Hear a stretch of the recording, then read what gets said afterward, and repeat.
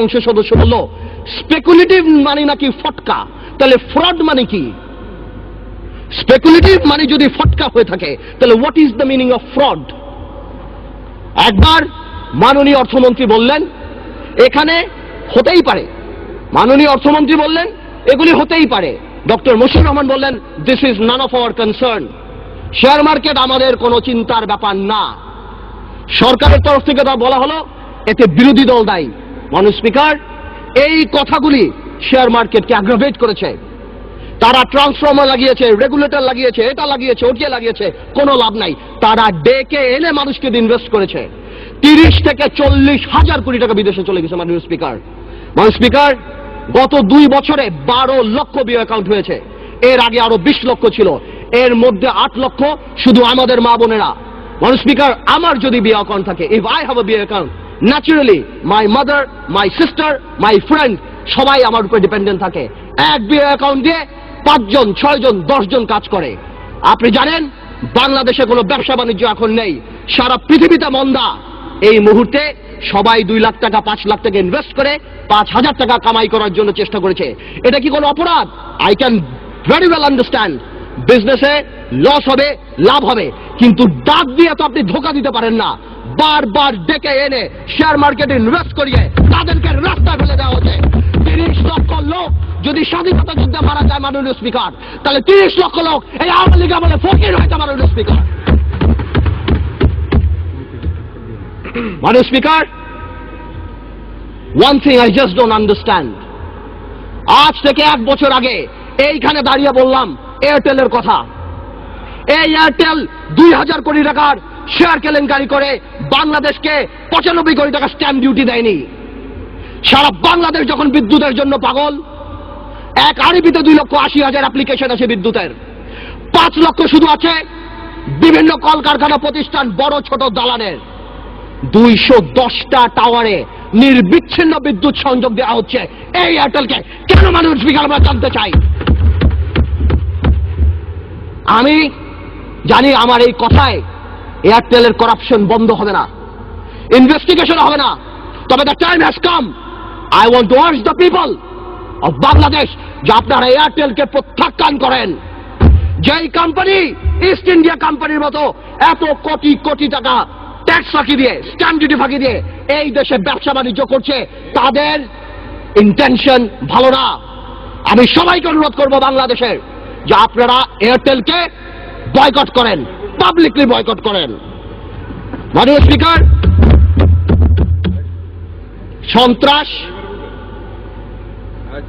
সন্ত্রাস আর power plant, একটা কথা আমি শুধু বলবো। একজন মাননীয় সংসদ সদস্য বললেন ইলেকট্রিসিটিতে নাকি দেশ প্রেগনেন্ট হয়ে গেছেন।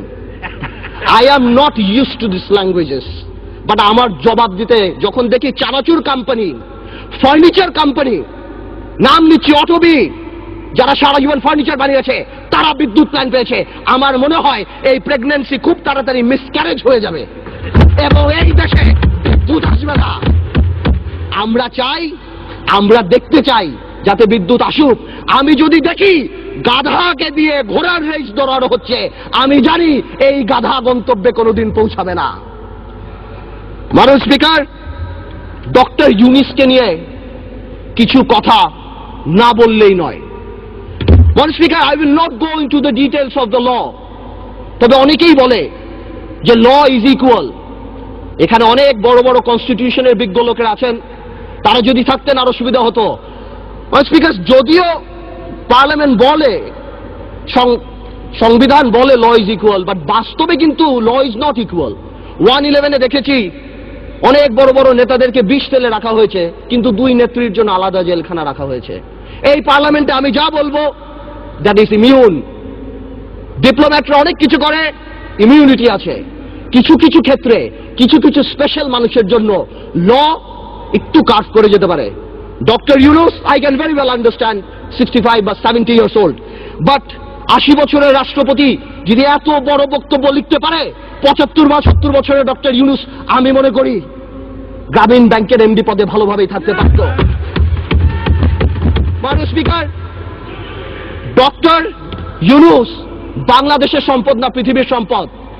আমি দেখেছি আমাদের মাননীয় পররাষ্ট্রমন্ত্রী বলেছেন this will not effect our relationship, বহির্বিশ্বের সাথে আমাদের সম্পর্কে। ঠিক তার পরের দিনই জন কেরি বলেছেন উই আর কনসার্ন। 23 জন কংগ্রেসম্যান বলেছেন উই আর কনসার্ন। বহির্বিশ্ব ফোন উঠে ঝগড়া করবে না, এটা তাদের diplomatic language, that we are concern, we are looking into the matter. Doctor Yunus আমাদের মতো না। আমার ফোনে সবচেয়ে বড় ভিআইপি ফোন করে জয়নাল আবেদিন ফারুক সাহেব, আর ডক্টর ইউনূসের ফোনে ফোন করে হিলারি ক্লিন্টন। মনে রাখতে হবে সে কোথায় উঠে গিয়েছেন। ডক্টর ইউনূসের এই ব্যাপারটা অ্যামিকেবলি সেটেল করা যেত। আই হ্যাভ উইটনেসড ইট। আমি নিজে দেখেছি বিবিসিতে হোয়াইট হাউস স্পোকসম্যান বলছে we are deeply concerned, this is Yunus allergy. আমি জানি অনেকে বলতে পারবে এটা আমাদের সার্বভৌমত্ব, আই ক্যান আন্ডারস্ট্যান্ড, এটা আমাদের সার্বভৌমত্ব, কিছু একটা ব্যালেন্স নিড টু বি ড্রন। এখন সার্বভৌমত্বর সাথে ব্যালেন্স, এখন গ্লোবালাইজেশনের সময় কালকে বাংলাদেশের বিপদ হচ্ছে, আমরা তাদের কাছে যে হাত পাততেছি, দুই নেত্রীর মনোমালিন্য হচ্ছে, নির্বাচনে যাব কি যাব না, আমেরিকান এম্বাসির দাওয়াতে ভিড় লেগে যাচ্ছে, এখানে ভিড় লেগে যাচ্ছে, আর যখন কোনো কিছু হচ্ছে তখন কি বলা হচ্ছে এটা আমাদের সার্বভৌমত্ব ব্যাপার। এটা সার্বভৌমত্ব ব্যাপার না, এটা পার্সোনাল ভেন্ডারের ব্যাপার। সংসারের কথা আসতেছে, excuse me, I would appreciate if you let me finish. Yes, please, uninterruptedly. Thank you. Yes, you should go ahead. আমি আরেকটা কথা বলতে চাই, সন্ত্রাসের কথা আপনি বলেন, একটা চেইন অফ কমান্ড থাকতে হবে। যেই দেশের স্বরাষ্ট্র প্রতিমন্ত্রী শাহরুখ খানের কনসার্টে যে মাটিতে বসে, সেই দেশে কি হতে পারে, মান ইজ্জত কোথায় যায় আমাদের? A মন্ত্রী is not a person, a মন্ত্রী of the flag। সেই মন্ত্রী আমাদের, সেইখানে স্বরাষ্ট্রমন্ত্রী যেই কাজ করে, এই দেশে এগুলি হতেই পারে। মাননীয় স্পিকার, অনেক কথা বলে অনেক কিছু শেষ করা যাবে না, তবে আমি এতটুকু বলতে চাই ডেমোক্রেসির সাথে গুড গভর্নেন্স থাকতে হবে, মোরালিটি থাকতে হবে। আপনি কল্পনা করতে পারেন মাননীয় স্পিকার, একজন অ্যাটর্নি জেনারেল ওই পদে বহাল থাকে, কিভাবে সে বসে বলে কে নোবেল প্রাইজ পাওয়া উচিত, কে নোবেল প্রাইজ পাওয়া উচিত না। এটা অসম্ভব। আমার দুঃখ হয়, আমার ভয় হয় যে মাননীয় অ্যাটর্নি জেনারেল যদি চাটুকারিতা করে আগামীতে ভবিষ্যৎ ল মিনিস্টার হওয়ার জন্য আমার বলার কিছু নাই, কিন্তু যদি তার বুদ্ধি এই হয়ে থাকে যে সন্তু লারমার প্রধানমন্ত্রী, হ্যাঁ, কে পাক না পাক that is not our concern, কিন্তু ফোরামটাকে ডক্টর ইউনূসের পাওয়া উচিত ছিল না, এই বুদ্ধি যদি অ্যাটর্নি জেনারেলের হয়ে থাকে, তাহলে আমি শঙ্কিত যে বাংলাদেশের জুডিশিয়ারি কোন দিকে যাচ্ছে। মাননীয় স্পিকার, আমাদের সবার কিছু কিছু ব্যাপারে একটা ন্যাশনাল কনসেনসাস হওয়া উচিত। নতুন প্রজন্মের রাজনীতিবিদ হিসাবে আমি এতটুকু ক্লিয়ার করে বলতে চাই, শেয়ার মার্কেট আওয়ামী লীগ বা বিএনপির প্রবলেম না। আমরা চাই এটা খোলাসা হোক। কেন এতদিনের রিপোর্ট আসছে না আমরা জানতে চাই। যারা সেলফ ডিক্লেয়ার্ড ব্যাংকরাপ্ট ছিল তারা কিভাবে 30-40 হাজার কোটি টাকা আছে।